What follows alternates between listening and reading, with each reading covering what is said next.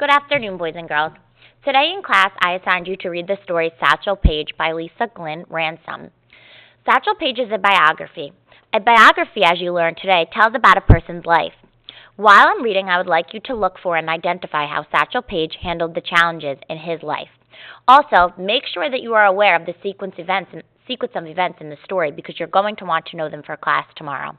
Please read along and listen as I read to you.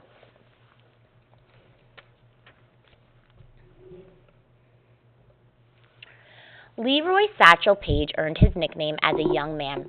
He carried suitcases, satchels, for passengers at Union Station in Mobile, Alabama. Satchel was a natural athlete. People said that by the age of 10 he could outpitch grown men. So in 1923, at the age of 19, he decided to earn his living as a baseball player. In those days, baseball was a segregated sport. African Americans were forced to play in their own leagues, separate from whites. As a semi-pro pitcher, Satchel developed his own unique style. He'd pick up a tip here and there, put his Satchel spin on it, and polish off with a brand new name. Got so Satch began to think of his pitches as his children. The hesitation was his magic slow ball. The trouble ball caused all sorts of havoc. And then there was the B-ball, which according to Satch would always be where I wanted to be.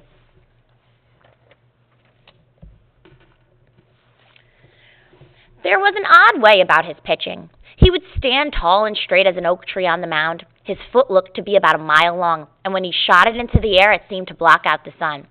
Satch's arm seemed to stretch on forever, winding, bending, twisting. And then there was that grin he flashed just as he released the ball. It seemed to say, "Go ahead, just try and get a hit off of that. Strike one!" And you never saw it coming. I mean, 1 minute it was there, plain as day in his hand, and then all of a sudden, strike two! It was in the catcher's mitt. The batter would strain his eyes, squint a little. Here it comes, got it now. Strike three! Just like that, all over. Next batter up. Give it to him, Satch, show your stuff. Fans and teammates would shout, and he did. Every time. Folks would pack the stands to see how many Satchel could strike out in one game. He made the crowds laugh with his fast talking and slow walking. A man's got to go slow to go long and far, he'd say. But mostly he made them cheer. Never in his 19 years had he heard a sweeter sound. The more cheers he heard, the more his confidence grew. A kind of confidence that made him call to the outfield with the bases loaded and the last hitter up to bat. "Why don't you all have a seat? Won't be needing you on this one."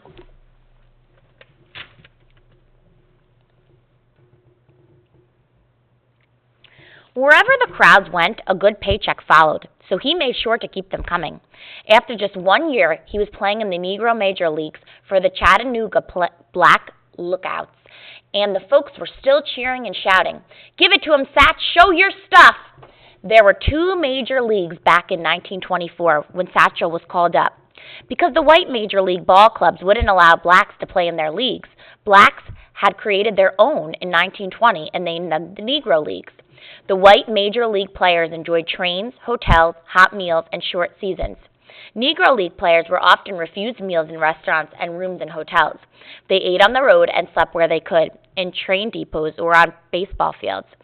They played 2, sometimes 3 games a day, nearly every day, in a season as long as the weather would hold.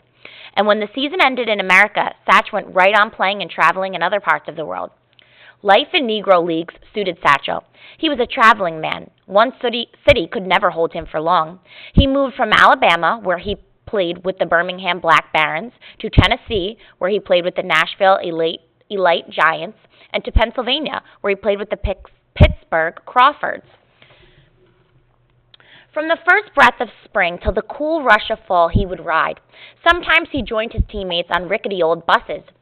Bumping along on back roads studded with potholes so deep, players would have to hold on to their seats and stomachs just to keep from spilling into the aisles.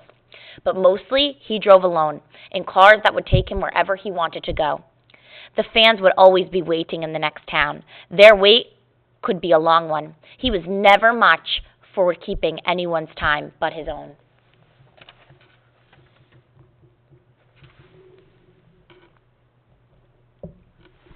Once he reached his mid-30s, the joys of traveling began to wear thin for Satchel. He found himself longing for a more settled life and the comforts of a home. In 1941, he finally found it in the warm smile and tender heart of Lahoma Brown. Satch rested his travel-weary legs and happily began his second career as husband and father. But even though he had finally found what he thought he'd been searching for, it was only a year before he took to the road again with his first and only true love, baseball. His family would have to wait. Satchel's teammates were in love with the game, too. And out of that love grew players better than anyone could ever dream. His teammates included Cool Papa Bell, a hitter who ran bases so fast, if you blinked, you'd swear he'd never left home plate. Oscar Charleston was an outfielder who could tell just where a ball would land as soon as it hit the bat. And then there was Josh Gibson, who some said could hit a ball so hard and so far it would land somewhere in the middle of next week. Because of his powerful hitting and home run record, Josh was sometimes called the Black Babe Ruth, but many wondered if the Babe should have been called the White Josh Gibson. Back in 1923, when Gibson and Satch were teammates on the Pittsburgh Crawfords, they were considered a mighty powerful duo.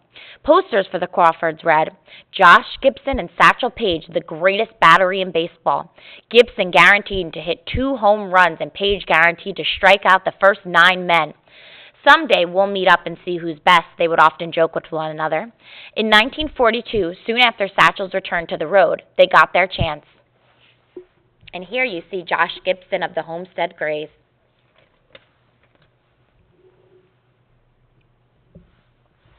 It was September 10th, 1942, the second game of the Negro World Series. Satch's team, the Kansas City Monarchs, was in a heated best-of-7 matchup against the Homestead Grays, led by Josh Gibson. Toward the end of the game, Satch decided to raise the stakes. With 2 outs in the inning and 1 man on base, he walked 2 players so the bases would be loaded when Josh Gibson came up to bat. "Someday we'll meet up and see who's best," rang in Satch's ears as he prepared to face the man who would now determine the fate of his team and Satch's reputation. Satchel called to Josh, "Remember back when we were playing with the Crawfords and you said you was the best hitter in the world and I was the best pitcher?" "Yeah, I remember," Josh called back. "Well, now we're going to see what's what," Satch said.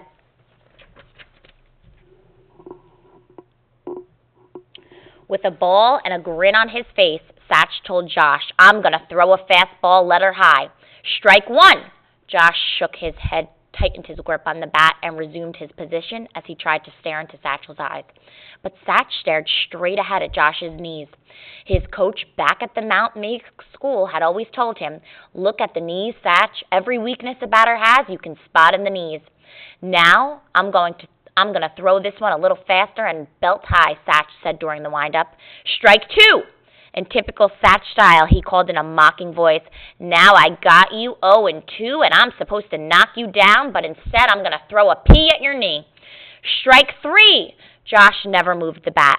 Satch slowly exhaled the breath and he'd been holding since the windup. It was over.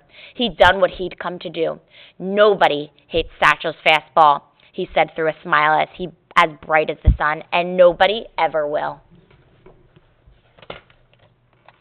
Boys and girls, that is the end of Satchel Paige. Please come to school tomorrow with knowledge of the sequence of events from this story. Also recognize how this story was a biography and how great of a baseball player or athlete that Satchel Paige was. I hope you enjoyed the story as much as I did, and I'm looking forward to discussing it tomorrow with you in class. Have a great night, boys and girls.